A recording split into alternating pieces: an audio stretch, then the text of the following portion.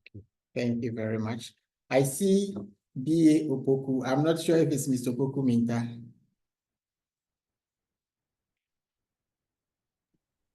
That could be Reverend Benjamin Opoku. Okay, Papa Opoku. Hey, forgive me, please. Okay. So, people of God, today we have gathered here for quite an important occasion. We have started this series some time back, and today we have to talk about something that concerns all of us, Agric, and how we can all benefit from the opportunities that come along the value chain in this regard. So before we will go into inviting our seasoned resource persons to lead us in the discussion, and then again, for the purposes of those who might not know who NUPS-G is. So NUPS-G is the National Union of Presbyterian Students, Ghana.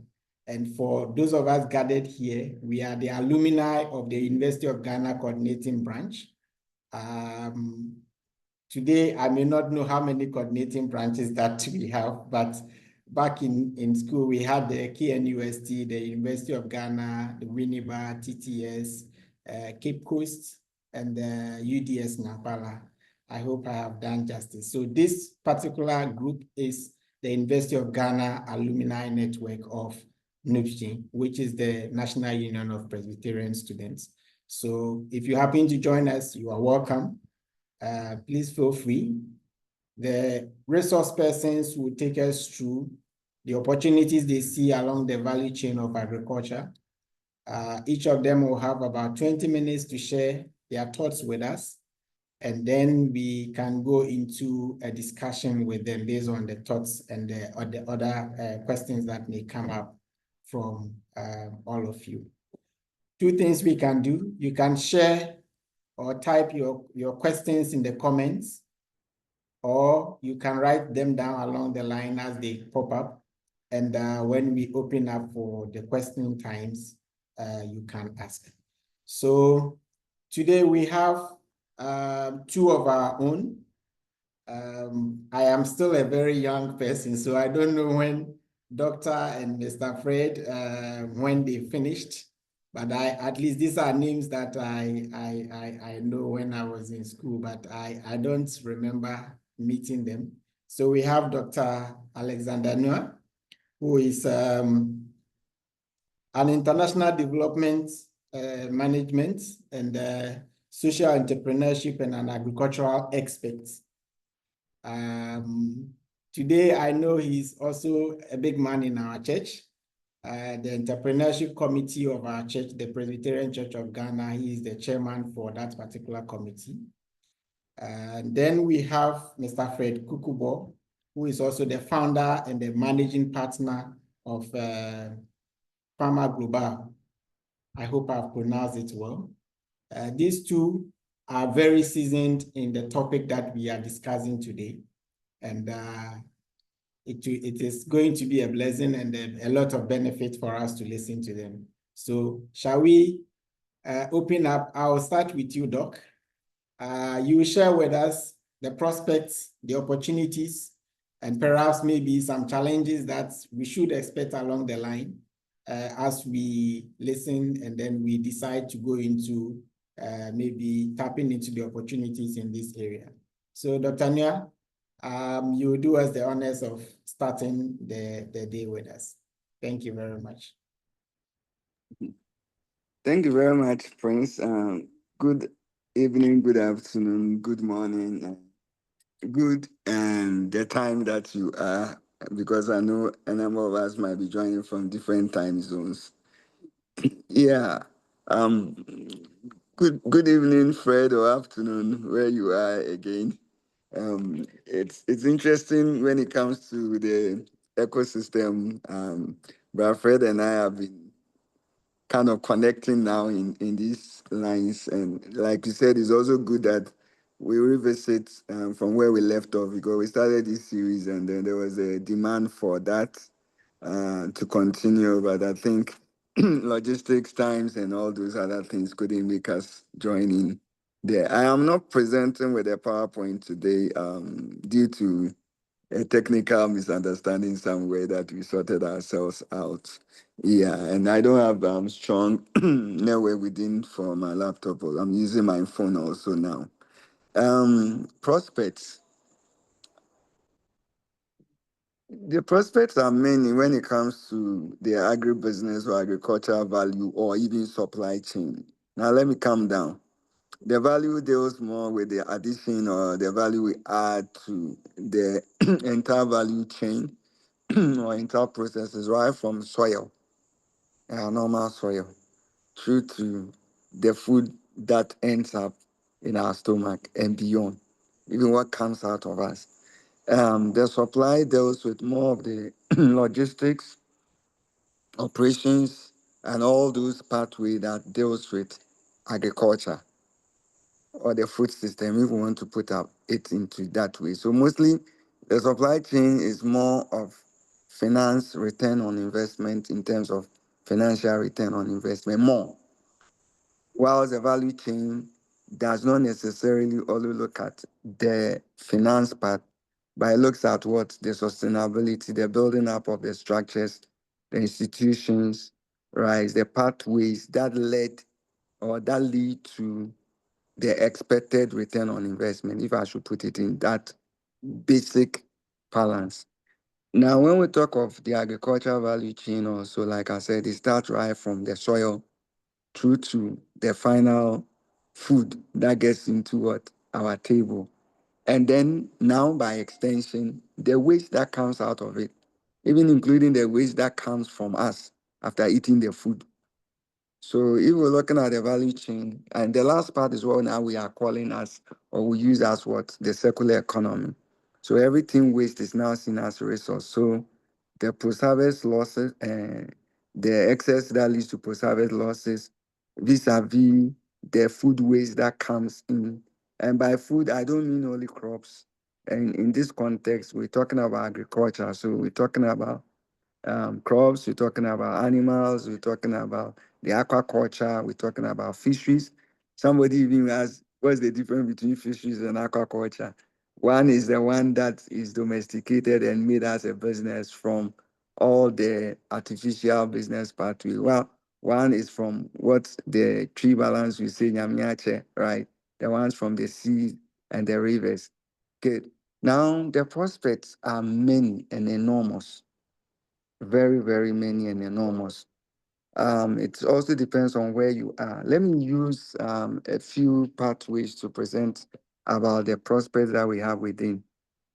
If we want to look at the economic pathway when it comes to the prospect that comes in, I just mentioned post-harvest, right? That alone has a lot of prospect. The food that goes waste, how do we add value to it and make a business case out of it? How do we develop and improve supply lines or supply chains from that to be able to make some margins out of it? How do we work into creation of what? Marketing. Just we're still talking just around the post-harvest, right? We're not even come the downstream, neither have we even gone through the next line. So these are some prospects that are in there. So my ability to process, right, the excess produce, crops, fish, aquaculture, animals itself are prospects. These days too, we see that in our country and in the world that we have moved to a certain 21st century thinking, pathway, system, understanding, and then taste. So we are now dealing with semi-processed food, right? We are dealing with processed food. And we are also dealing with the course of time and the system, like I said, we find ourselves. We going for quick fix. Let me put it that way. So that area is very, very prosperous for us. Now let me go down and I'll come and jump after the post-harvest. There is also that context now about because of food security, right, issue and population expansion. our numbers are growing, meaning that the way we cultivate or we used to produce agricultural produce, right? Again, inclusive of animals, fisheries, aquaculture, and what have you, um, means that we need to produce more to feed ourselves, right? Again, the other prospect is also the plenty initiatives that are going on to not just produce, right, but also to change the mindset of Agric, whereby for some time now it had been used to look like it is a punishment or it is the last option for people when they don't get job to do. The prospect there is the very initiatives and the fact that we're building them now as a business. So changing the mindset from agriculture being just a livelihood engagement to it becoming what a real agriculture being a livelihood, to changing it now to become a real business in the word of it, right? And also producing that we need, right? Galamsey itself that has come to become a problem itself is also an opportunity for us. It's a prospect for us.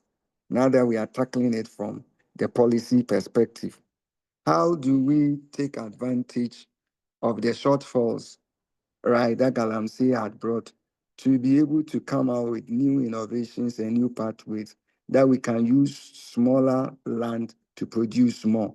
These are prospects within.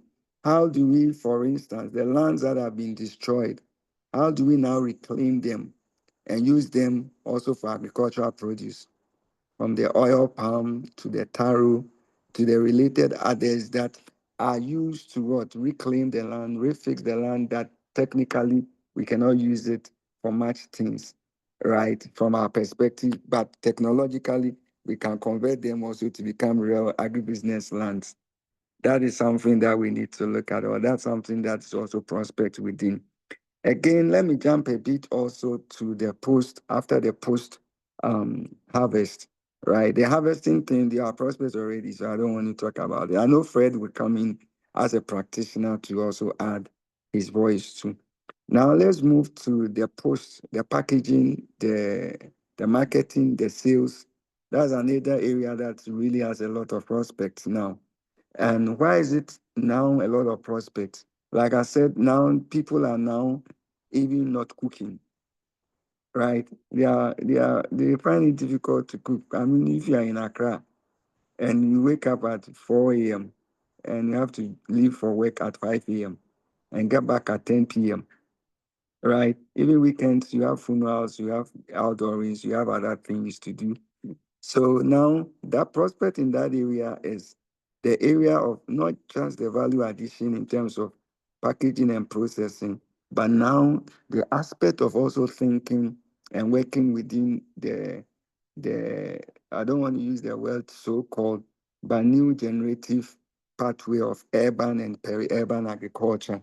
For instance, as an example, can we produce some vegetables and those things at within our backyard? And can we work them in a way that we can use the vertical integration pathway, whereby a small space we can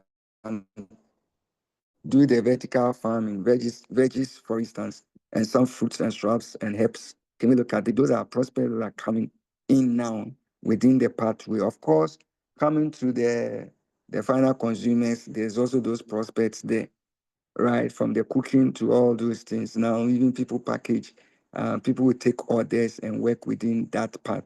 So they will go and buy the food, right? Food stuff, and then come and then work on it. And then the last part is the waste that comes, right? These days, from animal waste to all those are being used in the agricultural pathway. And then in the model called what, circular economy or the circularity. So you want to look at the prospect alone, from archaeology to zoology of agriculture, there's a lot of prospects now. Now, how do we monetize them? That's another thing. All right, we can only monetize them when we have knowledge. One, two, when we have the skills. Three, when we understand the risks that pertains to all those fields. Four, when we are able to set up the real business models to be able to work and walk through.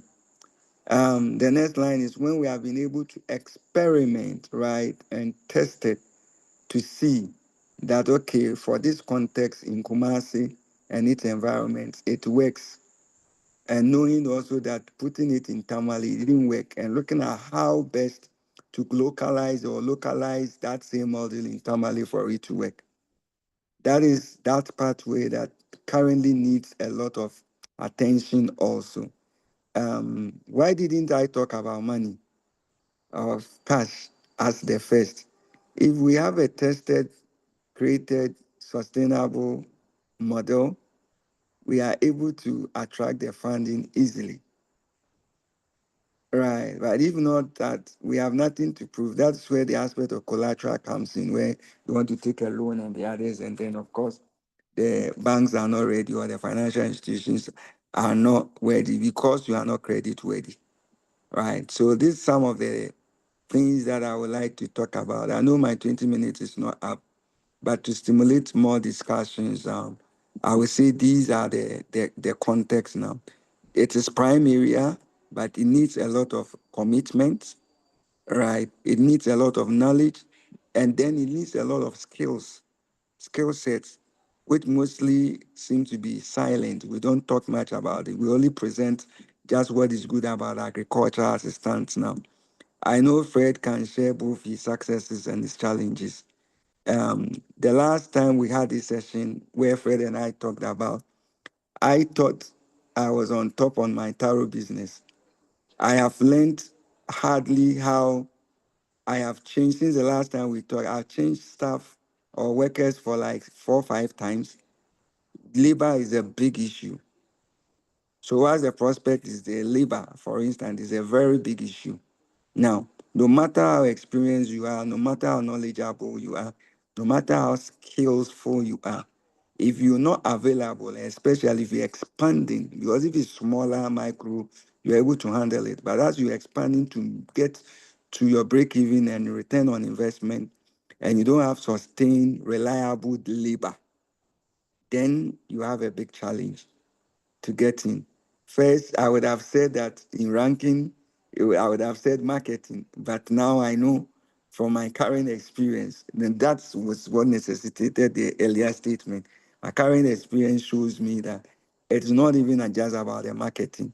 Because if you have the marketing, which you could easily work on it, and you don't have the sustained labor to produce, to meet the margins that can make you start to earn something out of it after a certain time T, per your business model or your business model canvas or your business plan with your financial revenue model, then please, you're not even in business. You shouldn't even try. Of course, if you don't try also, you will not learn and get these experiences. All right. So these are some of the few nuances. So I've intentionally gone beyond the prospect and curve to add this so that as we're talking, we'll be able to add flesh to all those things. And then I think we can share experiences and then take bits both as a practitioner and also as an expert in that field. And as also a farmer's son who is also now a farmer in that context. Thank you. Very much, Dr. Nya. I think that's quite a lot of insightful comments that you have given out to us. Agriculture has a lot of opportunities, but to unearth the opportunities, you need to also go through a lot of challenges. And I think you have highlighted some of it. I wouldn't water it down. I will let Fred also come in with highlights from his perspectives as a farmer, as a consultant in the area. Let's listen to him, and then after that, we can take some comments, and then we can engage more in that area as well. So Fred, if you are ready, please, the floor is yours. Yes, peace be unto you, everyone. And a good evening from here. Unfortunately, I'm not in my comfort zone. In other words, I'm not normally seated, in my comfort zone. There is a big conference here in Côte d'Ivoire that brought me here in the agricultural sector. So where I am, the hotel network is quite some, but I will attempt to put on my camera briefly, just in case our paths cross somewhere. Then I'll put it off, and then maybe I have a presentation that I would share my screen to carry us through. So if, yeah, so this is me. I have 4 eyes, 2 natural, the other 2 quite artificial, but I think it's just to help to narrow my scope. Right. So, and a good evening to Dr. Noel. He rightly said, let me put this off.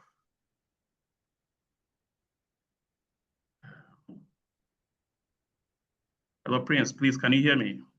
Yes, I can hear you. You are loud and clear. All right. Yeah. Thank you. Yeah. So, and Dr. Noel, it always appears like that anytime we are on a common platform like this, you are asked to start first. And whenever you have to start first, quite interesting, actually. Yes, then I'm comforted, because then I know that about 50% of my work would have been done. And indeed, you did justice to that. Thank you so much. Yeah, so let me share this screen. I'm not too sure if my screen can be seen. I think, yeah, I can see your screen now. Yes. Right. So, right. So I will just slide through the screen, and then just by way of summary, the stuff that Dr. Noel mentioned. I have it, like I said, anytime he starts, I know that 50% or more of my work is done. So pretty much the value chain is segmented into 3 key arenas. You know, the production, those who want to go into the direct production by way of farming. It could be any of the primary production areas, maybe the crops, you know, the livestock, the fisheries, or aquaculture. And then we also have those who would want to focus their time and energy or money into the aggregation aspect, and also processing. So under production, we have those who, by way of experience or training as agronomists, or may have had some work within that value chain, would then go directly into it, given the enabling environment. Aggregation is also one area. I mean, Dr. Ngwe mentioned the packaging, the processing, the transportation, the sales and export as well. I mean, these are key thematic areas that if you're an investor, or you are passionate about agriculture or agribusiness for that matter, you may want to look at based on your unique expertise and exposure, more importantly. It's been said that agriculture offers one of the biggest opportunity, but it's also one of the biggest risk, you know, riskier ventures or risk-oriented ventures that you can anticipate. And so I think Dr. Noel also mentioned, based on this experience, one of the key risks has to do with access to finance. These days, it's not even the land, you may get it, but the sustained production in terms of the skill set and the labor, as he mentioned. I will do a quick one to focus on some business analysis of selected areas, in other words, selected crops, or yeah, that perhaps will highlight some of the financial opportunities, all things being equal, you know. And let me say that we should just don't be intimidated too much about the numbers you see here, but here we are looking at a bigger picture in terms of commercialization, you know, because commercialization for some of us drives formal markets. And once there is a formal market system in place, then you are doubly sure or guaranteed of a sustained business, you know. So if you take a look at the maize value chain, for instance, in terms of the marketability of the maize value chain, and you are a producer, and assuming you are producing, you know, some, so let's look at this place. So if your maize value, total production under cultivation, in terms of land access, we are looking at 3 million metric tons And let me quickly add here that for some of these crops like maize or the general crops value chain, there is a certain logistics requirement that is needed. So when we are talking about the maize transportation, we are looking at the logistics briefly, pretty much. So assuming that in terms of the total production we have in Ghana for maize, for instance, we are looking at 3 million metric tons as against the total land space available. You know, I don't want to go into the deep portion, but the third box here, if you can see my cursor, is talking about you having a certain market share. So if you have, let's say, 60 million bags to 50 million bags of maize, for instance, to transport, let's use the smaller numbers, maybe 2,000 bags of maize closer to your jurisdiction, maybe a district or a region, maybe up north or something. They produce it, but they can't bring it to the city center. They need the logistics to actually go into it. So here you are not a farmer per se, but you are putting on the lenses of an investor who has seen an opportunity in that value chain, who wants and wants to invest in there and support the agricultural, sector. So that suggests that you may not necessarily need to be a farmer, a trained farmer, but you can just look at a particular arena of the value chain and then cash in there. So like I said, these figures are quite high, and normally we pitch them up to most of these guys who are going commercially oriented. So if we use 2,000 bags of maize, just as an example, and today a bag of maize by weight, they will charge you on the average. Let's say if you are using a 50 kg bag, they will charge you on the average maybe some 10 cedis thereabout, especially if it's traveling over a certain kilometer range. Okay, so then there and there, you can have an idea how much you are going to cash in on.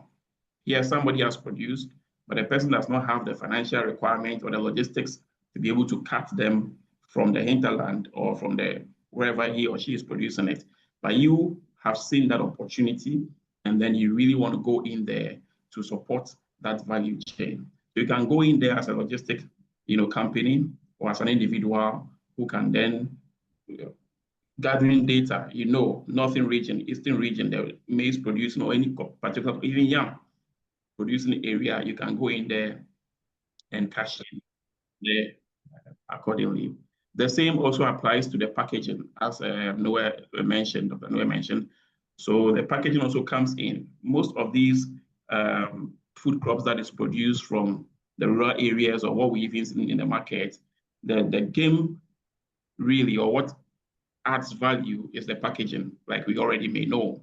And most people are not actually focusing in that area too as well. So you can come in as an investor to normally focus on that area, and then you add value. So in this case, you can aggregate.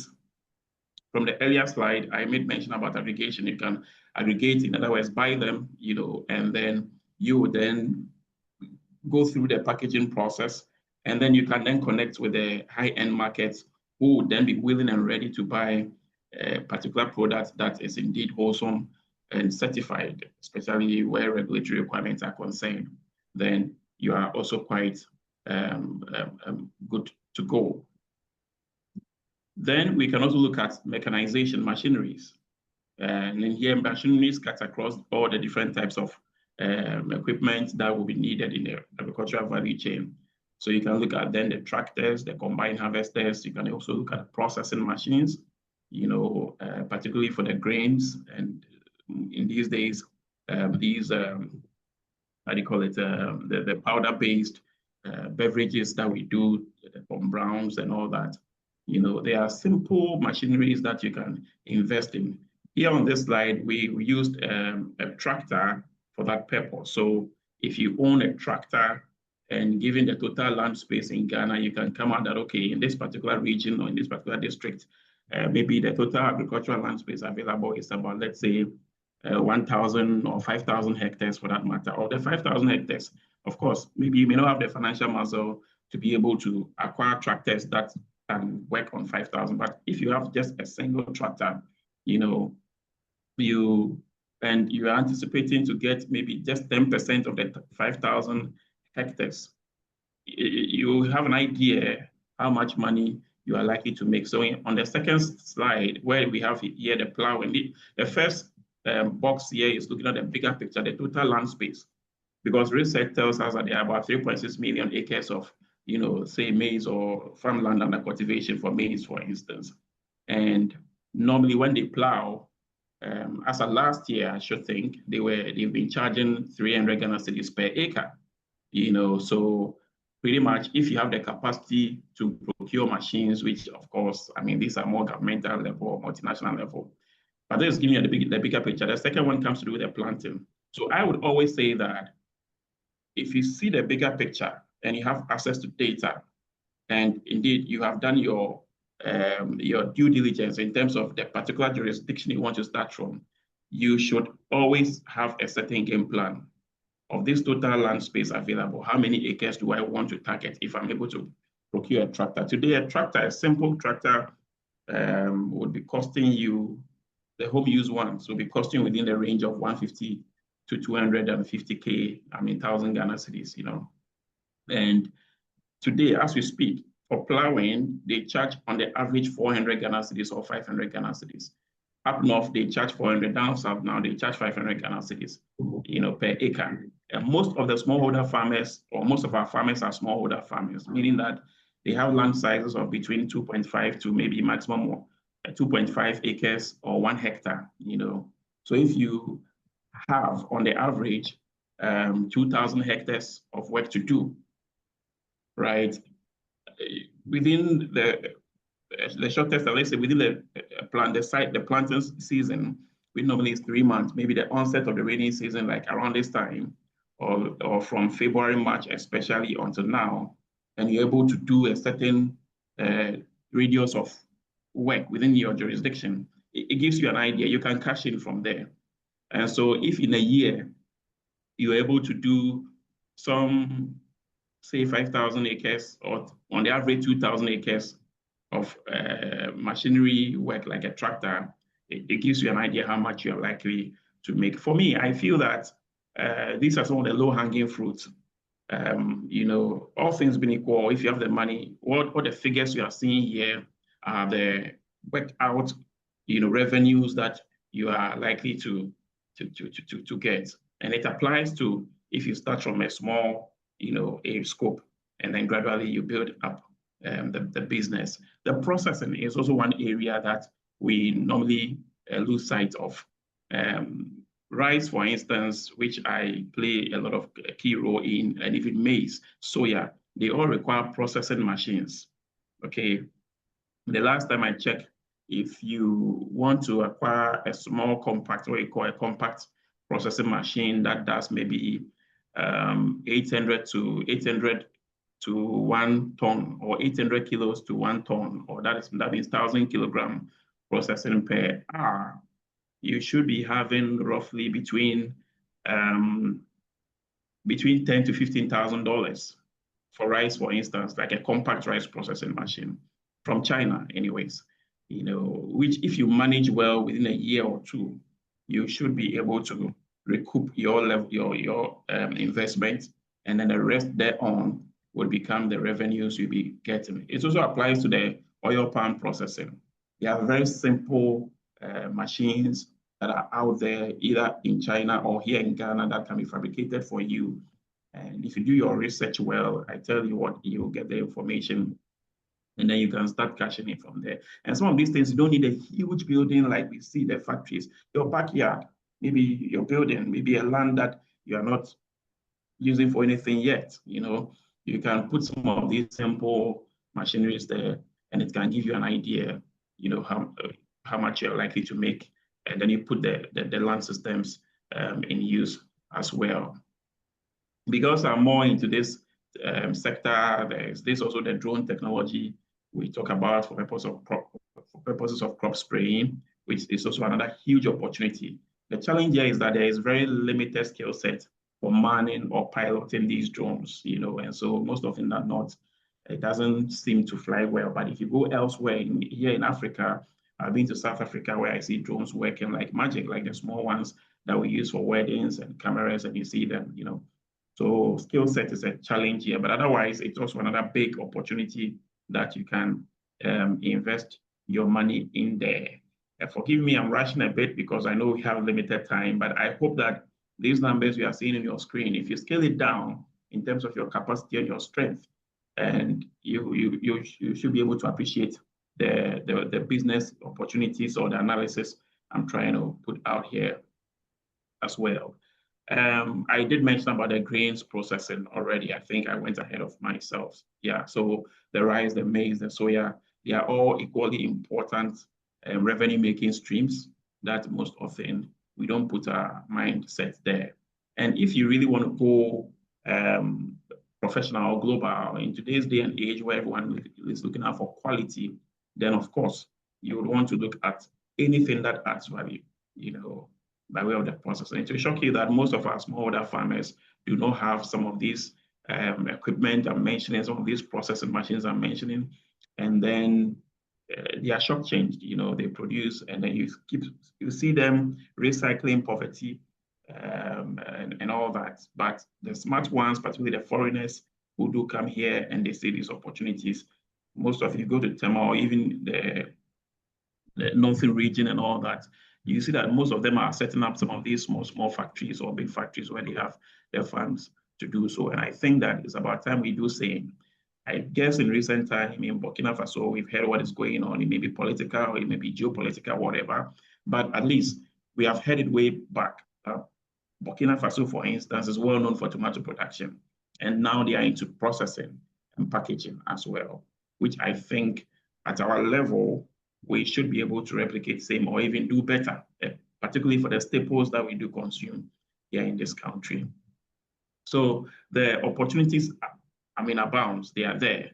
Again, if you take the maize in terms of the production, the practical production aspect, you are doing 10 acres for the first season, you are most likely to get some 400 bucks, all things being equal, because an acre, if you're using one of the best production practices, you know, you should be getting between, on the average, let me say 15 bucks per acre, right? And today, I think a bag of maize, and Dr. Noah, correct me if I'm wrong, is almost, that's 100 kg.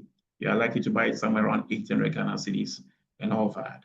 The sad thing is that most farmers are unable to achieve the yield expectation per what has been done, I mean, tried and tested on the field. But this is to give you a picture of how you can, you know, grow such productions under good systems and under good management, I mean.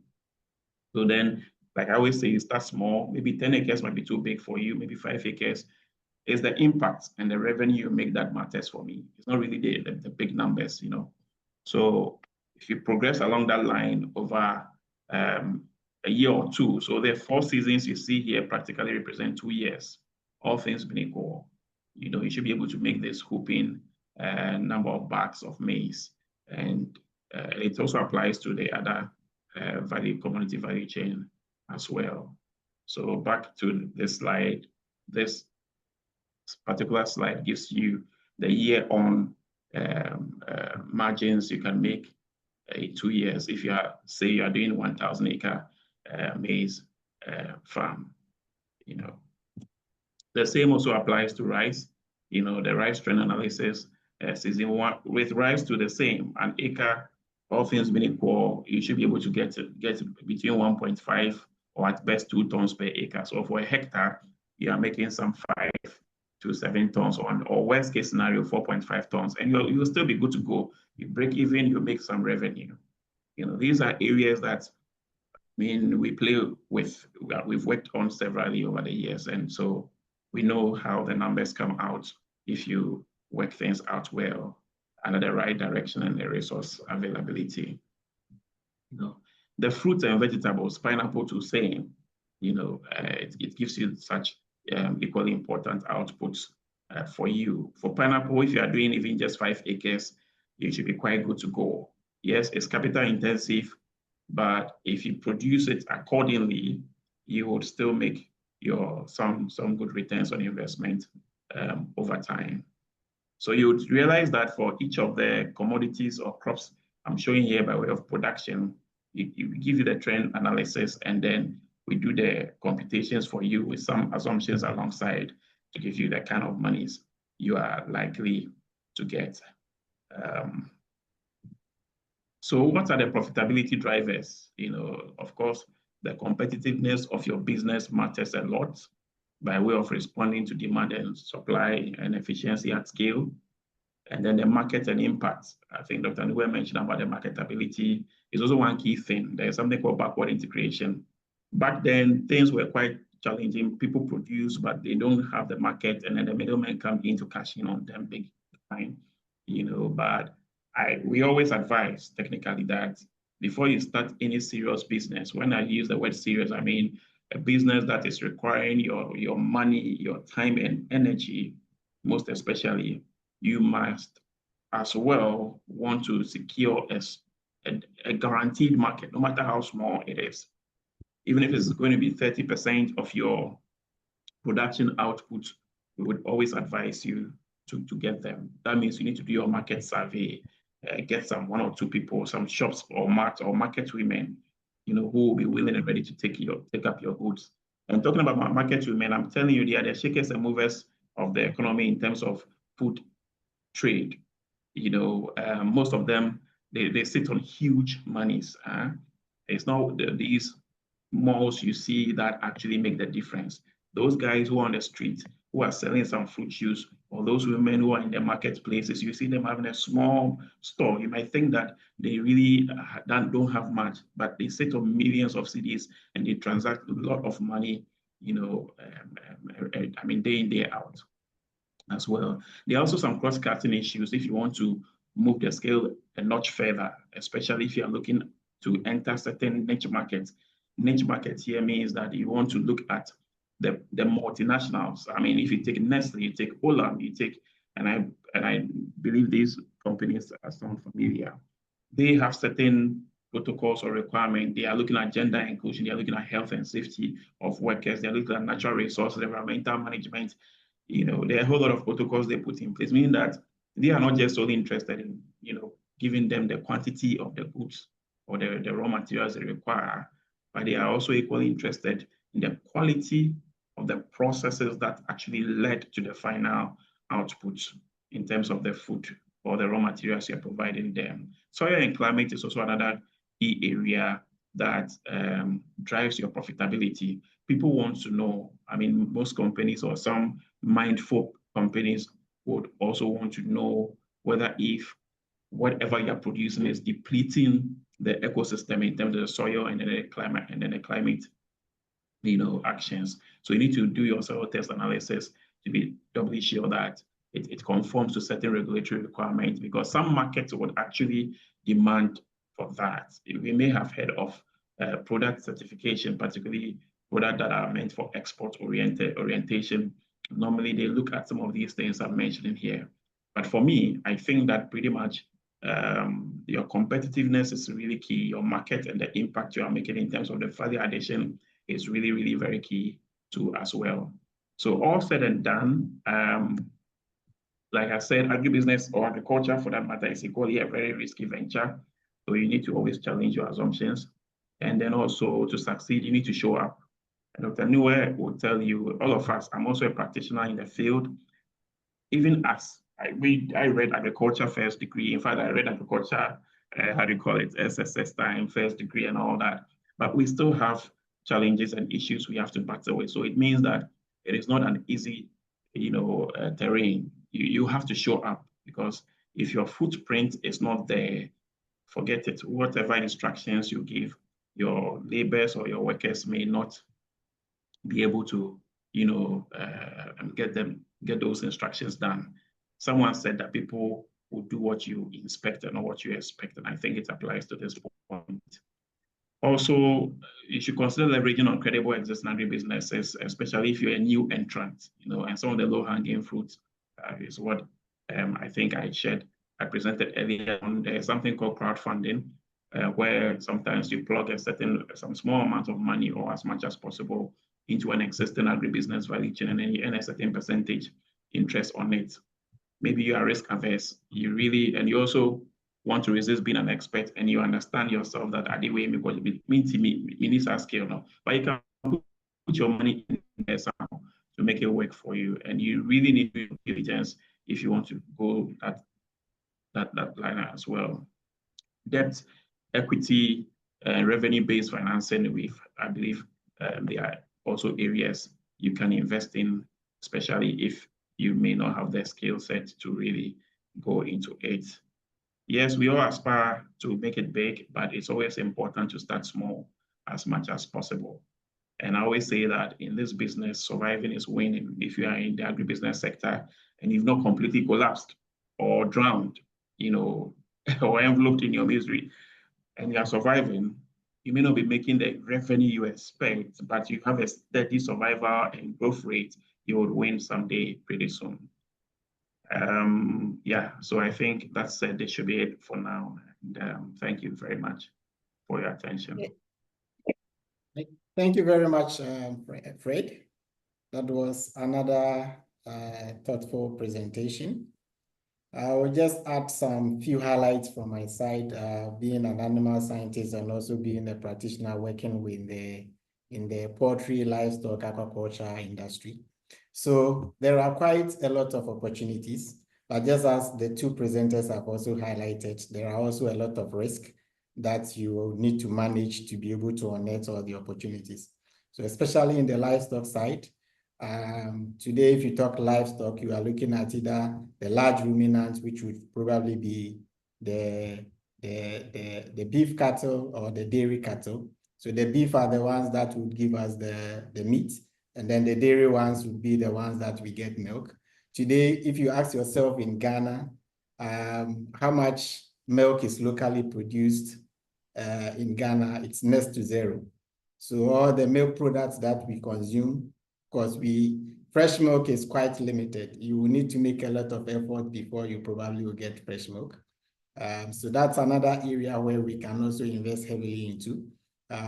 Dairy production, even in the meat side, we still are restricted or limited in a way to the side where we still depend on, the Fulanis or maybe the nomadic way of raising the animals. So by the time the animal is ready for the market, they are almost already like 2 to 3 years, or maybe even 4 years, if I'm not mistaken. But today, technology is so much advanced that after weaning the cattle, the cows, maybe after 4 months, you can put them into a feedlot, feed them for another 6 months, and they are ready for market. And that is what the market's actually looking out for. When you walk into the high-end restaurants, and you want beef, either the sirloin or the cut that you are looking for. They are looking for the tenderness, the juiciness, the taste, and all those things. So that's another area. Of course, the dairy side is another area. Poultry is one lucrative business, whether you are doing the broiler business or the layer business. Broiler, today we are looking at 6 weeks, 7 weeks maximum. You are seeing the returns. If you want the sustained income, the layers after 6 weeks, after 16 weeks, when they are ready, they start laying. They can lay up to about 70 weeks, and consistently you get something over there. Even when you come down to the small ruminant as well, where we have the sheep and goats, that's another. During Christmas, all of us go out to look for one goat or the other to celebrate. It's another opportunity. And then we also have the side where we have the micro livestock, where we have the rabbits. Today, grass cutter is being domesticated, and it's also another big business in there. In all this, just as has been highlighted, you may not want to go into the production. You may decide to go into the aggregation aspect, where you become the link between the producers and then the off-takers. So you go out to look for the market, you have the people that are producing, and then you take it up from them. Elsewhere, even within our African countries, where I see there are farms that don't have capacity to supply all the quantities or the demand that their customers are taking from them. So what they do is to go into the aggregator scheme. They either provide you with all the necessary inputs that you need, and then give you the specification that you need to produce. So if it is chicken, they have expectation on the weight that needs to be achieved. And of course, that needs to be done within a certain time frame. Of course, then there are also certain quality parameters that you look out for in the meat. And once all these are achieved, people gather them, supply them to maybe the big outlets, not to advertise any particular company, but maybe ShopRite, for instance, or KFC or something like that. That's what a lot of people are doing nowadays. So there are real opportunities in that area. But then again, if you want to go into this venture, then you need to commit time, because it also comes with some heavy investment. We saw the numbers that Fred was giving out. Of course, you can scale it up to those numbers. You can also start very small and then build them up. But as you build them up and then the numbers are becoming big and it's becoming interesting, where you now begin to even out, and then you begin to see more profits and all those stuff, then it requires a lot of time. Because one thing that so far today it's been difficult to find a solution to is theft. I don't know, Fred and Alexander, what your experiences has been, but in my own little world where we work with the poultry farmers, I have seen here in Ghana where people go to the extent of putting CCTV cameras in there. But even with that, they still are having it difficult managing issues around theft, farm hands trying to outwit them one way or the other. And it's quite a big challenge over there for them. But we go into the question phase where we can then interact. Alexander, there is a question for you on the chatter. You did mention about vertical farming, and my own classmate, Dr. Ernest Frifa Nani, Reverend Osieni, want to know what is the term vertical farming. What does it mean? Can you explain it to our understanding? And then also the second part of the question is, as agents of the church, how can they harness agriculture as part of their ministry? Or how can agriculture be harnessed as part of the ministry for our agents in the church? Okay, thank you. Papa Dr. Frifa, as we come. So the first part, vertical agriculture, basically we are looking at, we normally do the agriculture whereby we take the land, right, the land size, and we plant them in rows down, horizontally, right? So basically that is what we know to be. We take the size of a land, let's say 1 acre, and plant. We do our measurement and do our pegging and all those things, and then we know 1 acre gives us, let's say, 500 seeds of maize, using, let's say, 30 centimeters square. This is just assumption, right? Based on the land and all these agronomic things. For vertical farming or vertical coordinated farming, we are now looking at it growing up.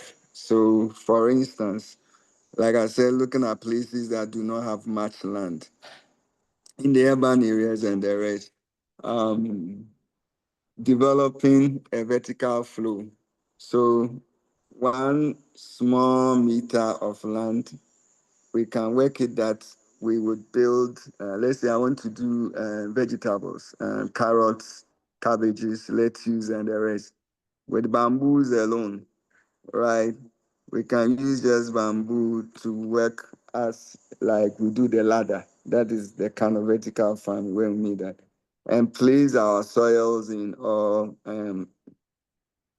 media in. By media, I mean the things that make that provide the nutrients for the plant to grow, right? We'll place them in there, and then we develop kind of a piping watering system that can produce. So we can have like 5, 6, 10, 15, 20 layers of that small centimeter space, right? But now the produce is produced in terms of like the bridge or like the ladder up in there. Basically, that's what vertical farming is. So with that, we are using small space of land or small space available in the urban area, peri-urban area to produce more. That is basically the definition of vertical farming. Agents currently, and I'm glad Papa Nkama is on call today. We've done a lot, even as the entrepreneurship committee, DSS, Development and Social Services, PRESED, the Presbyterian Relief, PAS, Presbyterian Agric Services. We've done a lot whereby we brought in the agents and relatives. Let me put it that way. The problem we see rather is our agents and relatives seem not to be interested. And I'm being very direct and blunt here. There's a lot that we tried as much as we can. So any willing agent and related relatives, let me put it that way, that wants to get into any of these agribusiness sector, just get in touch with DSS or get in touch with Precept. And I'm glad as alumni for NUPS-G, Papa Nkama is here and he's been very active even in this very webinar. This shows how committed we still want to get as many of you as possible, whether alumni, whether agents or related to the church and beyond. All right. So get in touch, let us know. And that's where like even Fred talked about whether your part deals with agronomy or a mix of that, we'll be able to help to place you in that context. I want to sound a word of caution here. Please, most of our agents, and I'm being very blunt again, feel entitled that we should come and spoon feed them. We are talking about agribusiness. We're not talking about a supply-driven engagement. We really want to go into business, whereby it will help every agent as much as possible to be able to add value, get extra income, and be able to improve not just on the livelihood, but the livability. We know the salary is nothing. Some don't even get salary. They just get allowances. We know some congregations are very, very poor. Right. You as an agent even doing it will inspire. Luckily for us this year, our mission as a church is what? Going back to our heritage. That is what the church used to do. And so any agent, wherever you are, get in touch with Precept, get in touch through the DSS, get in touch through the PAS, and we are there for you. Thank you. Thank you, Papa, Alex. So there is another question for Fred. So the question goes for you to highlight on some of the challenges that we have in the aggregation value chain, and what is the range in terms of capital, initial capital required for anyone that would want to go into any of the agricultural value chains in terms of aggregation. So Fred. Yes, Prince. So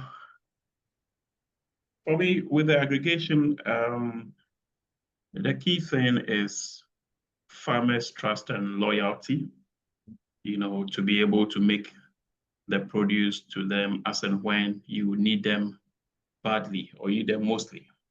So it's one of the things. And for me, sometimes loyalty is something else altogether, particularly for smallholder farmers. And sometimes you can't blame them because they are also confronted with many more, how do you call it? Like there are many actors in the sector. So it's more about he who offers the best, price kind of thing. But I would suggest that you should try, if you're able to also, first of all, sign up an agreement. You should have a simple, basic contractual agreement, kind of not too much word-heavy agreement, such that at least it binds both parties together, even though it does not necessarily guarantee, the fact that they may give it out to you. So the agreement is key. And if you can mainstream that agreement or that relationship with some input as well, that has also been the traditional quote-unquote bait that is used to get the commitment of the farmers, to be able to give their produce to you. And with that one, you have to deal with very limited people. I mean, people you can trust, or based on your your field research. There are people you need to talk to. Sometimes when you go to some communities, there are lead farm people who can advise or who can suggest to you that this particular group of farmers or this person is like this, is like. So you need to really watch out and then select some few people who they have, first of all, the commitment to make use of the input you would give them. And then that is after signing a contract with them. And then also, there's another trick to it. I use the word trick because it's a gap, it's a necessity. Most farmers who are unable to, how do you call it? Who lack equipment, okay, for their farming business, again, like a combine harvester for those who are doing rice or even maize. So if you have a certain equipment that is needed the most during harvest, you can use that as one of your biggest chances to use it to harvest their crops for them. And then you take your money at source. It may not be cash, you take the produce at source. That is what some smart aggregators are doing now. Earlier, most aggregators were using the input credit scheme as a conduit to really get access to most of the produce, apart from the wild approach where they go to bargain and buy. But now they are investing in equipment that they know the farmers will need the most. So right from source, they can get the produce from them. That's another strategy. In terms of the capital requirement for aggregation, I think that I wouldn't want to put a limit or a threshold to that. I would rather suggest that you should look at your strength, in terms of what you're able to put together. But maybe to make a business sense, a business case, I would suggest that depending on the commodity, if you are taking maize, for instance, and you really want to make some good returns on investment per season,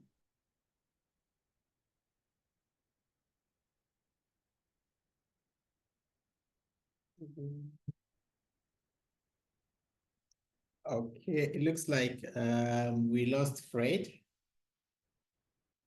Yes, it looks like we lost Fred. But Alexander, if you don't mind, I have one question. Maybe you can also help us whilst we wait for Fred to reconnect. So that's fine. yes, in your sharing with us the highlights, there was one thing that came up, and I framed it like, and it's something that usually comes up when we are talking about agriculture nowadays.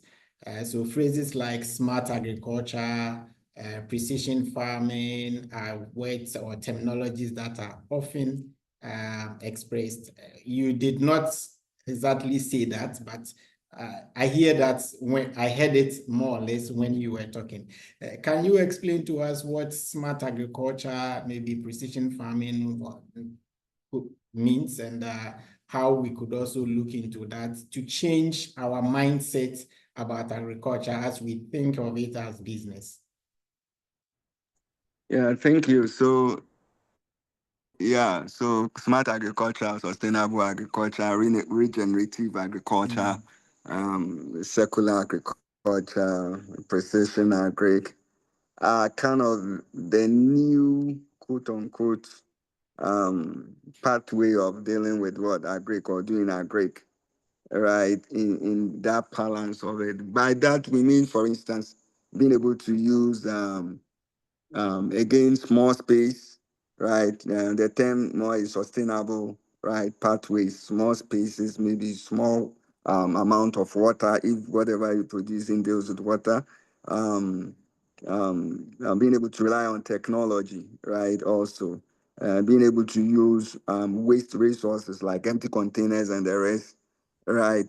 Dealing with waste produce, turning them into biochar, turning them to compost, turning them to different forms of media, which can substitute or serve as fertilizer. Within that pathway, also with that connecting with precision agriculture comes from the word precise. Of course, Fred talked about the aspect of drone, right? Being able to work within. So using technology, using state of the art, using sustainable pathways to produce, right, in the business sense more. Most of the places in Europe and the US, it started as more of alternatives or substitutions, right? But then some also tend them to deal with more of it more as what organic sales. So those who are very conscious about what they eat and the rest, they will prefer to go into this kind of agriculture because then you are not using the synthetic chemicals and the rest to do. Though I have seen some models whereby it's a combination of that, right? So basically, that is that being able to use a small space, and even the vertical agric thing we talked about also falls within the smart agriculture. So it's about being in the word smart, quote unquote, right, with what is available and being able to maximize that space, right, to get a certain return on investment, not necessarily only finance, but even for household consumption, that then you're able to use to substitute what you would have used that money to buy outside, right? So when we talk about smart agric, that is what we mean. And mostly in our part of the world, smart agric also is dealing with shrubs, herbs, vegetables, and related others. So those are not high intensive kind of farm like tree crops, right? But mostly they fall within that context. At some places, yes, you may try it in that context. Yeah, but that is basically smart. So well, like Fred talked about the calculations he made about the various produce commodity chains that he talked about. For instance, a number of people are using smart agric models to do with even maize. So if I go to a dry or upper east or northern region and I'm producing maize, already I put in the systems and the mechanisms to make sure that by the time I would finish, I would have used my drone, for instance, to do spraying and all those things. Right now, we even have planters that we could use, but those are in the high level, especially when you have the wherewithal, the money to do it. Smart agric, even in animal places also. It's interesting to get in whereby, for instance, working on the IFA and the rest also, we're able to use the same smart pathway. For instance, poultry, we're using the caging, right? So that with the cages, you use small spaces, right, to work it. Yeah. Those are all part of smart agric when we want to look at it in a broad sense. Thank you. Thank you very much. So just to add a little bit, I mean, maybe to bring it even down more closer. Today, if you are farming and you want to apply fertilizer, in the past, your mind will straight away go to maybe an NPK, you buy an NPK and then you just use it. But smart agriculture today will tell you, test the soil, know what nutrients are lacking, and then you can apply it to it. The same thing in animal as we try to do. We try to make sure that whatever the animals are eating is as balanced as humans are what we want to eat. So as we look at it for humans looking for balanced feed or food, we also look at it for balanced food for the animals. And not just balance, but make sure that you provide the nutrients that the animal need in the right quantities, not more than, not less than. So everything that you do, it's more like measured, it's intentional, it's calculated, and you make sure that you are providing exactly what the animal needs. Thank you very much, Alexander. Fred, I think we lost you. I don't know if you finished or you may want to finish up what you were trying to say. Yeah, yes, Prince. Thank you. My network, but I tried to summarize on the chat page. Yeah. So pretty much these three things I mentioned: farmer loyalty, where you need to use only trusted farmers, and then consider jurisdictional approaches, meaning that you shouldn't go aggregate too far and wide. It will only cost you so much money. So you stay focused on one particular jurisdiction. If it's about maize, and up north is where you can get the volumes, focus up north there. If it's about rice, anything down south in Volta region or the middle belt, you can get the rice, focus there. If it's about soya, whatever, or shea, or whatever, focus within a certain scope, sizable scope, to cut down cost in terms of your movement. And then the third point I was making with you getting some equipment that the farmers would need, as a service provision to them. In that case, you harvest, you take out your cost of harvesting from source, which they will gladly help. And farmers often would also give their produce to you if they see you are in there to help them and not just to take from them.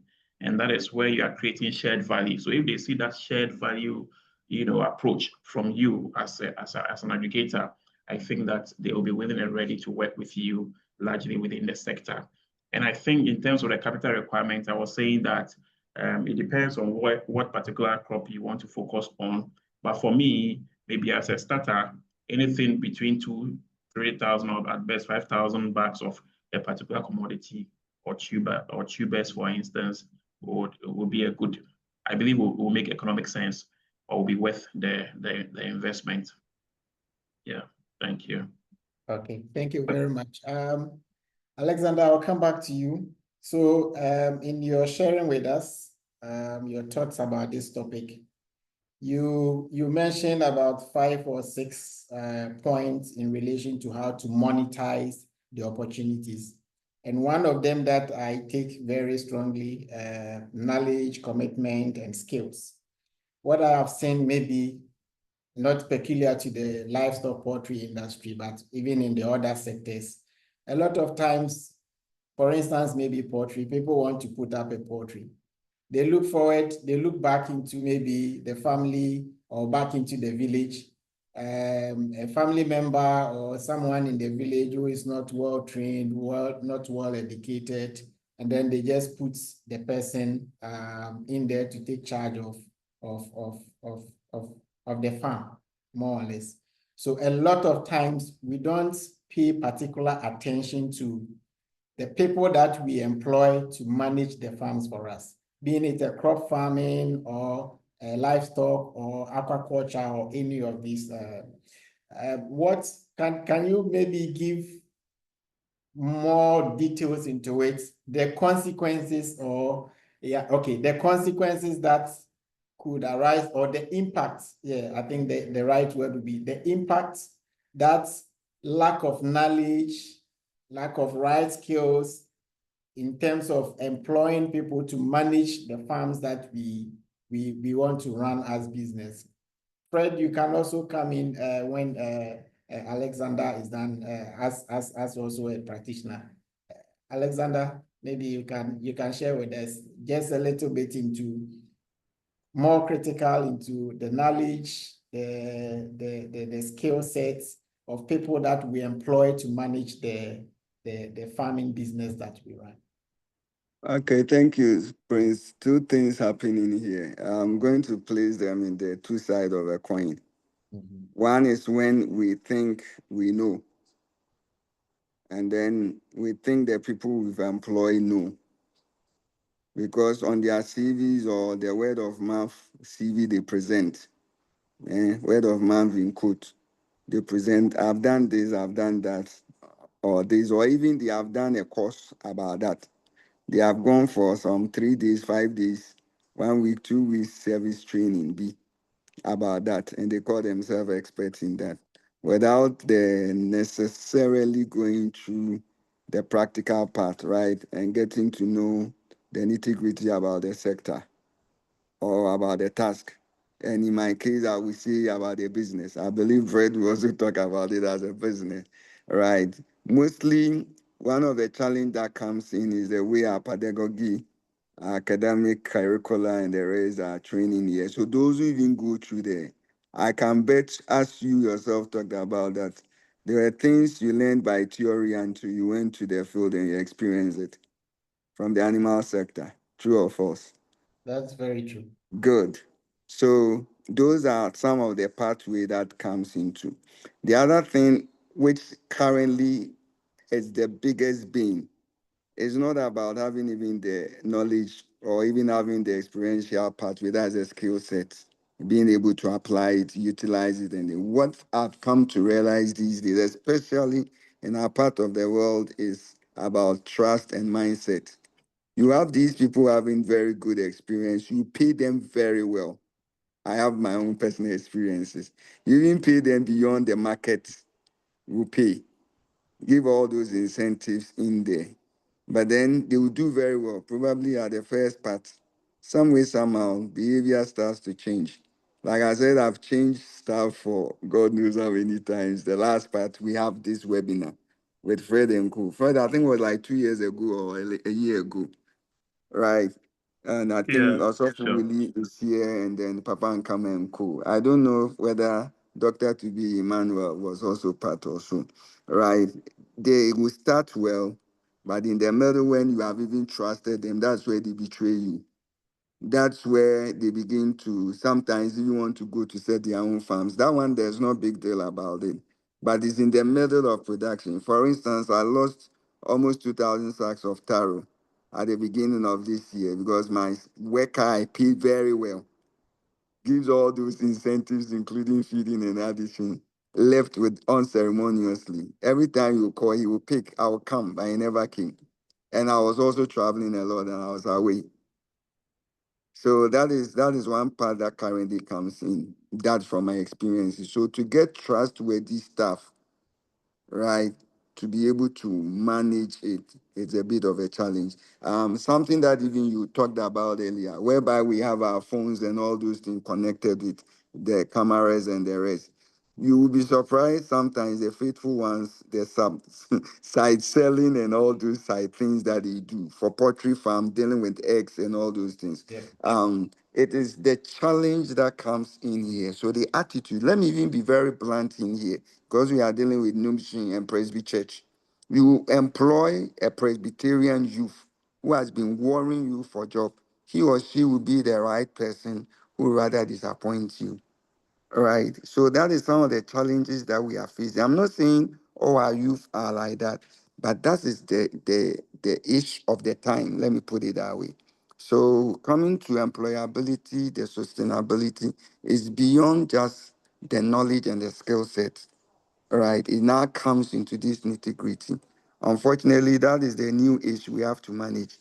Maybe Fred can share how, as a practitioner, he's also handling it, and then we get in there. For me, one, I'll hire and fire. I have learned to do that, irrespective of where your background and all those things. I believe this question is very important because there had been a discussion on the NUPS-G alumni platform about hiring and firing, and I stuck to this. Some brethren didn't understand me. They thought I should employ my own. If I employ my own and he will not perform or should not perform, trust you me, I will fire that person till I get the real skill set that can be sustained so that I can get my return on investment and take care of other people that I must take care of. Thank you. Maybe Fred will add his experiences also to it. Yeah.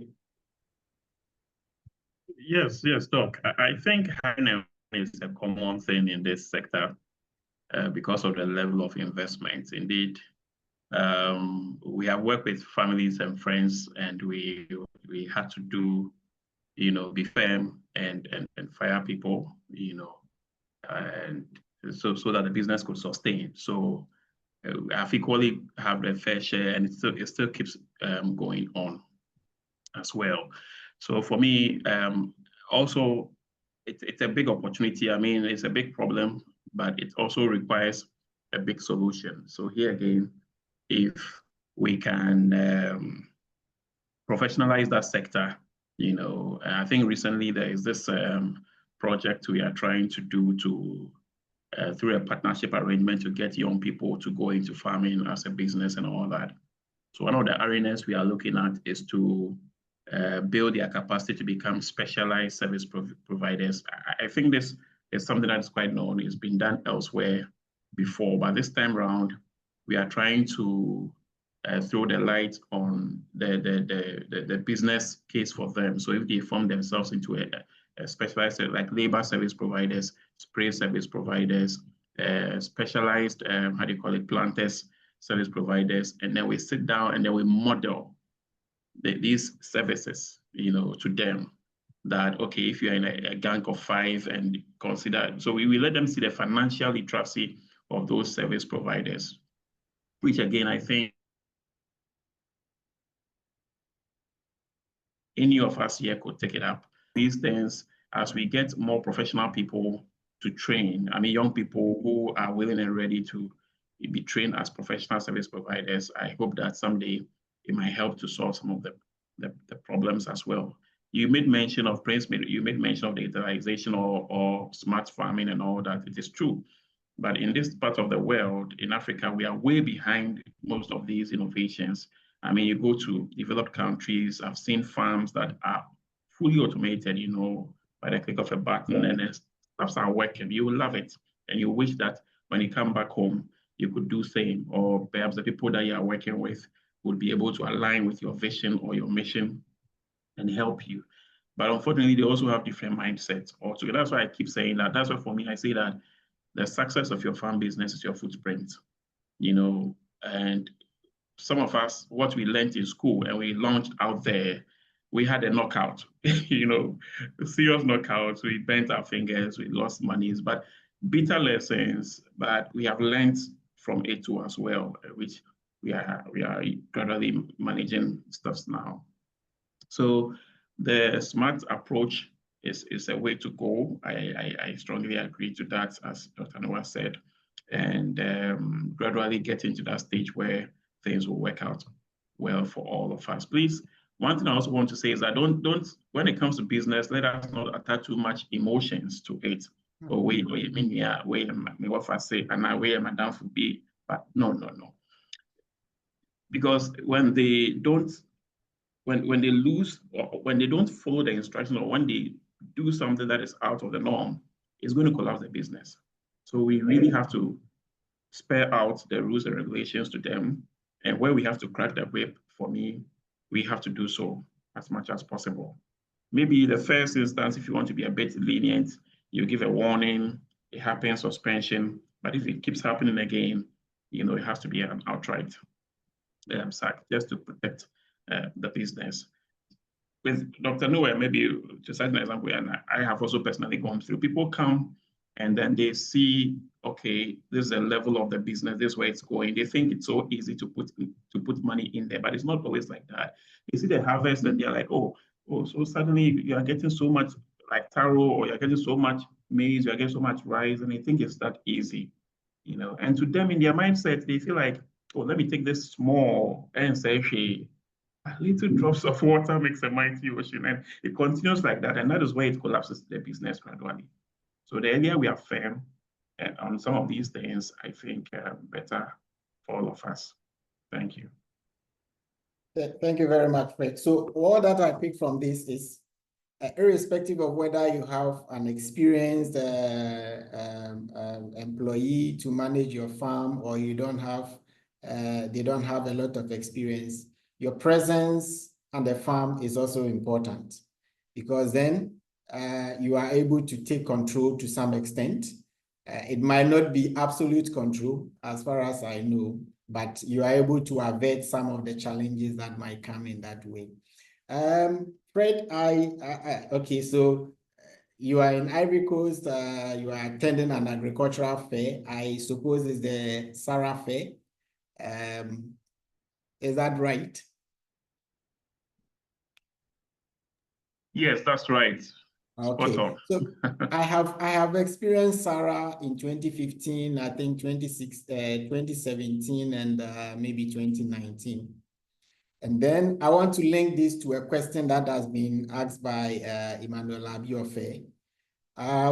So in that space, event organization, fairs and exhibition along the agricultural value chain. Then Ofelabi is also asking about consultancy and professional services.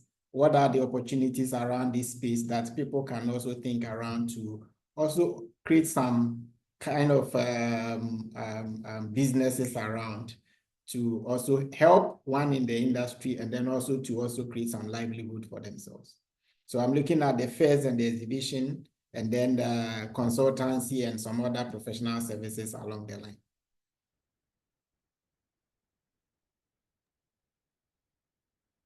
Yes, Prince. So for the fairs and exhibition, I think they are equally important. It gives you, it makes you see the bigger picture. It gives you that exposure for you to have a deeper understanding of the sector, and the various areas where you could potentially fit in well and better.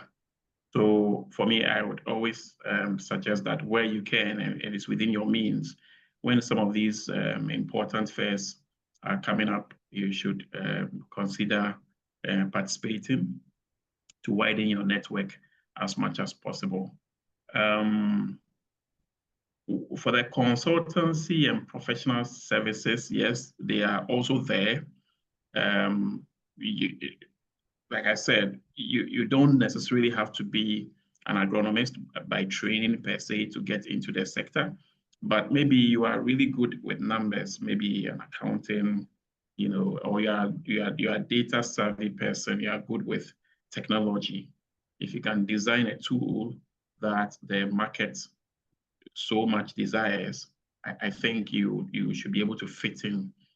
For the consultancies and the consultancies, of course, you need to have a certain skill. So if you're an accountant, for instance, you're a trained accountant, or you're a trained IT person, and you can pitch what you can do to support the sector, and you approach some of these agribusiness companies or big farms, depending on the scope of whatever innovation or tool you want to develop. I believe that if they see business case in it, they most likely might want to, give the opportunity to set up a system, So, like when it comes to agricultural value chain, one of the gaps in it is the, how do you call it, the financial mechanisms, okay? That unlike other sectors where there's, how do you call it, a strong financial tools, for instance, to manage businesses. I mean, you go to the shop, like the shopping malls, or you go to other factories, or, specialized areas.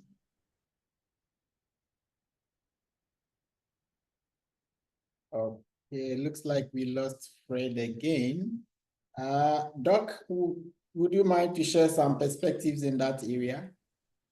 Yeah, so as we wait for Fred, No. okay, Fred is back. So when Fred Yes, finishes, he's then back. Okay. yeah, Fred, you can continue. Then I'll join later. I'll add on.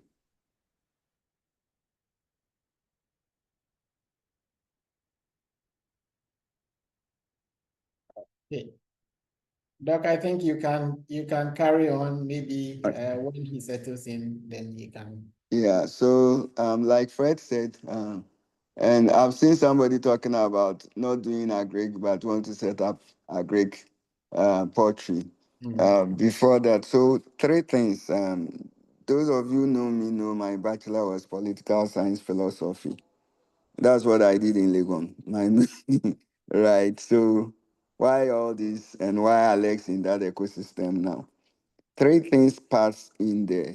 One, like Fred said, is about identifying a need within the agri space, right? And then seeing that you have the capacity or building the capacity needed for that. My own personal life, right from Legon, we all do size. Now you guys call it P size, right? And we were the coordinators, we go to the communities, whilst others are somewhere, we are in the communities evangelizing and dealing with farming stuff within. I saw the pathway that time was the entrepreneurial path that was really missing, right? So it became part of my passion. Of course, as a farmer's son also, it's something that you've seen already. And so my interest was birthed by God's grace within the entrepreneurial pathway. And then that's when we started having what they call rural entrepreneurship and the others. So after Legon, that's what I did, working with Ministry of Trade and the rest, and did a lot of voluntary stuff. So right from size as a PCC coordinator and the rest, beyond and after. I did free things for JICA and related projects, then GTZ, now GIZ, and the rest to get to know and build my acumen in that sector. So I was privileged to have a lot of big people, field people who were in the field, right, that I worked with voluntarily, not thinking of money. Now, what happens? These are the people when it comes to some assignments and as we call them consultancies that come that they will call you or those days it's not like now that we have even the mobile phones. That's when it was starting. They'll call you or they will leave a message on somebody's phone, and the person will get in touch with you that call this person at this time. And gradually I got these assignments and gradually I was building those acumen. And gradually, I became part of the ecosystem. After school, many things also happened within. So build your interest in when you see the gap and see how you fit in, like Fred talked about. And then let yourself be known, not thinking about the money now. There are some services I've done. Papa and Kama is here. We've done free services for years. And then sometimes out of nowhere, you get a call, you get a message, and all those things too. So that's one pathway. The second is also to register with the various bodies. For instance, now we have, of course, the Chamber of Agribusiness. We have the agribusiness scientists in Ghana. Our different societies and associations that are around. Join them because that is where GMF, Ghana Monetary Evaluation Forum, and the rest. Join them. Also go to the various websites there that deals with Agric related calls or task from the IFDC to GIZ and the rest. Get in there, register into their system. Join the United Nations volunteers and related other volunteers and be specific and intentional in the area that you want to really build your consultancy pathway in.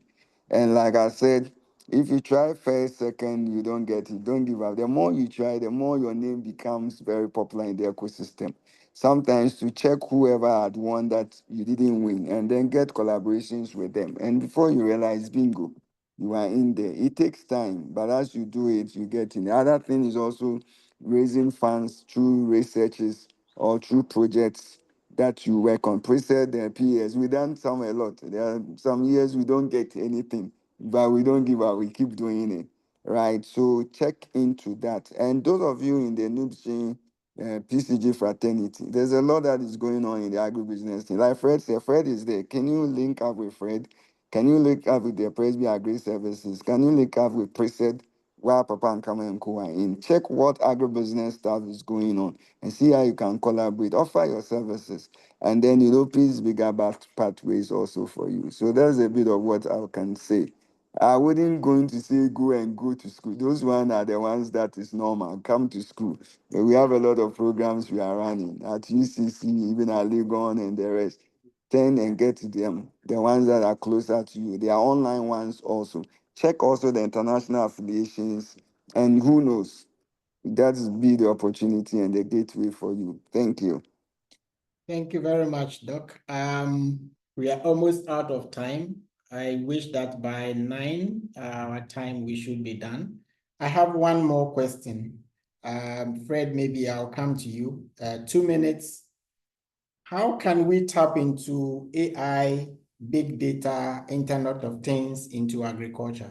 So for people who are specialized in this area, how can they benefit the agricultural land space so then they can also think around business in that area?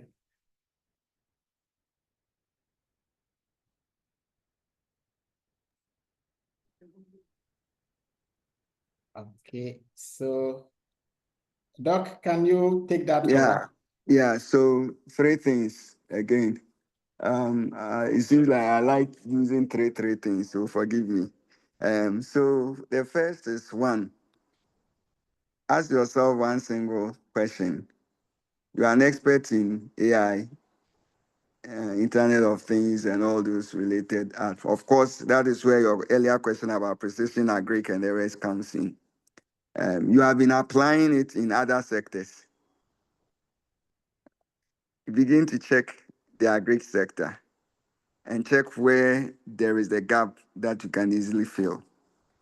Again, develop an app develop a system like Fred talked about, check what comes in and see to it that you can make a business case out of it, right? If you're able to make a business case out of it, like Zuckerberg and Elon Musk and all those people, as yourself also, at what point can you develop a preferred pathway to be able to see where you can get a break even?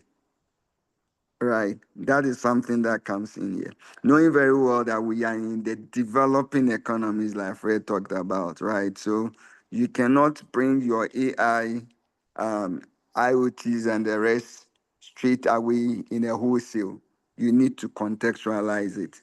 Let me give you a very typical example. When I came to Ghana, somewhere 2017, 2018, that's when the drone things were coming in, right? I work within. So this is the first public university to own a drone in that field, right? The idea was to deal with the spraying and those other things. Some way, somehow, my direction changed again. But at least colleagues that picked that later, there were some bureaucracies I didn't want to go further with it. But colleagues who picked it later, the emergence of the four army worm became an opportunity to use that, right? The drone and the rest. So we have a lot of work that have been done in that field. Those who were pioneers have taken advantage. Again, there is an Africa group called Af Goes Digital. It's like Africa Goes Digital, but it's AF Goes Digital. It's one way. Check and join them, right? They have a lot of calls and a lot of related others. In the ICT for Ag space, from Agra to related others, there's a lot that is going on when it comes to AI, when it comes to big data, machine learning, and the rest. See which pathway in the Agric way that you feel comfortable or your knowledge and skill set for them, and develop something in there. The third thing is, can you again raise your own project? Can you collaborate with implementers? Again, Preset, PAS, and the related others, Fred and Co. Right? Fred and Co need a lot of this to be able to make stronger business case. Right? Through Fred and the rest, can you be able to work on that? The last part is, for instance, Fred and I are voluntary, how do you call it? Mentors, right? Ideation team members with the KIC, Cosmos Innovation Centers, Agribusiness, Agritech Challenge, right? Whereby we mentor, coach students, and then they pitch these kind of ideas. So my point is, can you also identify such areas, such calls that are going on, and then begin to pitch whatever you develop in there. And then in that way, it becomes a pathway for you to get into the ecosystem. That's how Farmer Line came about.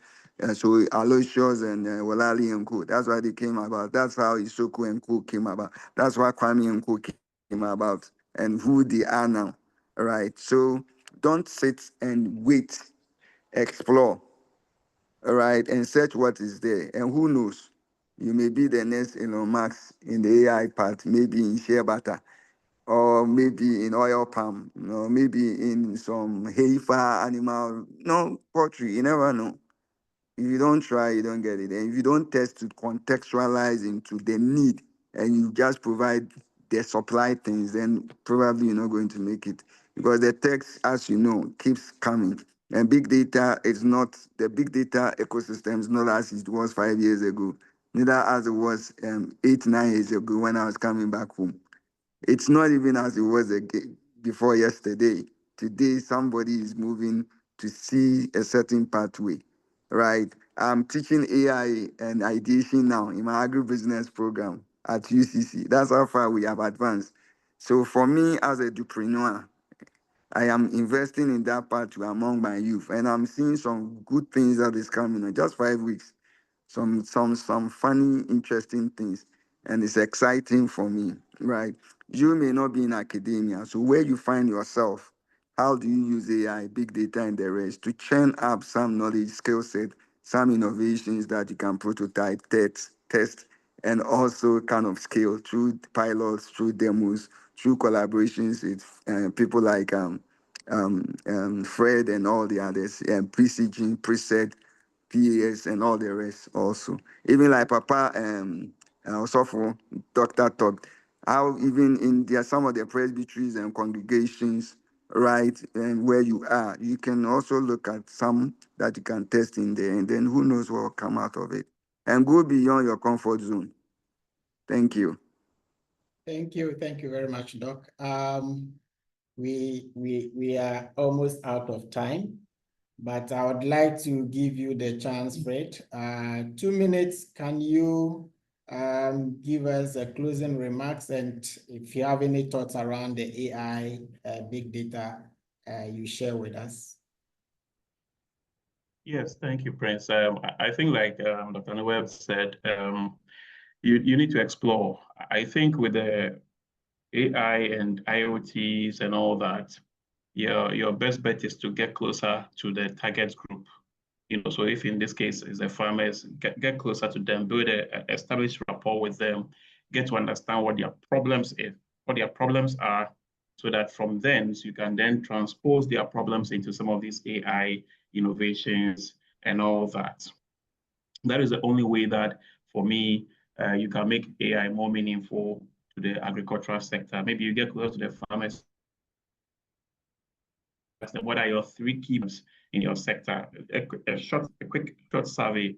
It will surprise you the kind of things they will say. So if you can transpose those problems into solution sets using the AIs and then all these technology innovations, you would definitely find a tool that they would love to buy into as much as possible. So establish rapport, get close to the farmers, do your survey as much as possible. As I said, the agricultural sector is big. It's not only limited to farming in terms of the production. There are different arenas that can get involved. And then if you identify your skill set and where you can best fit, then I would suggest that or advise that you hit there strongly and contribute to the sector as much as possible. That said, I think as a family, as Presbyterians, we are all here to help each other. If there are any further support or directions that will be needed, I think our doors are always opened to share and help as much as possible. Thank you. Thank you very much. And Doc, your closing remarks, I would kindly ask you to do it in 2 minutes for us. Don't worry, I'm doing it in 30 seconds. So just like Fred said, I just want to add that explore. We are there, right? And reach out. We may be busy. When you try us and you don't get us, please don't give up, right? Just try. Know how to reach out to us, and then we'll be able to support you. Thank you very much. Thank you very much. Before I hand over to the president, Mr. Kwesi Opoku-Mintah, I just want to say hi to one guest all the way from Kenya. It's already 12 midnight, but she stayed all through to listen through to us.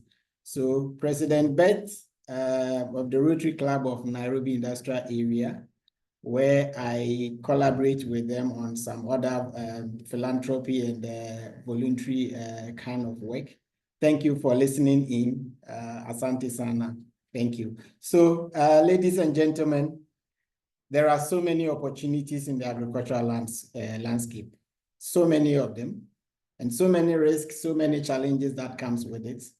But as has been highlighted, population is growing, urbanization is growing, land space is becoming limited by the day. And so people are evolving and adapting in how we farm. And so there is space for everyone as far as you commit to it.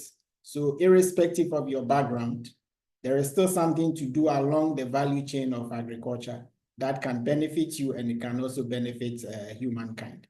So please, let's sit down, let's explore our strengths, and we can take that into the opportunities that are there. And whenever you need help, of course, we have seen the rich resources that we have within our network, Dr. Noah and then Mr. Kukubo.